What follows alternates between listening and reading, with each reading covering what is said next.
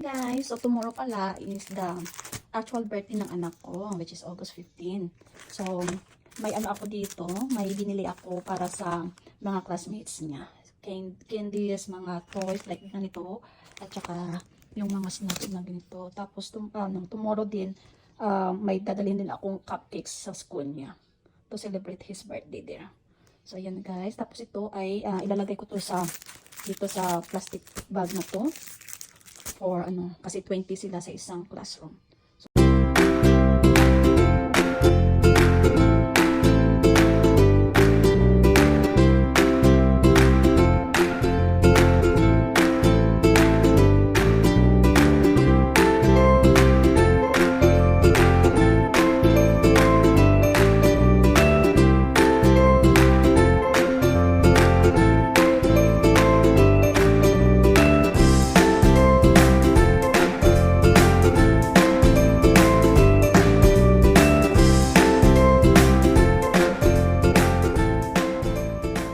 Okay guys, so ayan, natapos ko nang ilagay yung mga toys, mga candy, at saka mga chips dito sa loob ng bag na ito. So lahat-lahat yan ay 20 kapiraso. Tapos ito naman, yung sobra sa chips ay ibibigay ko sa teachers at saka sa staff doon sa school.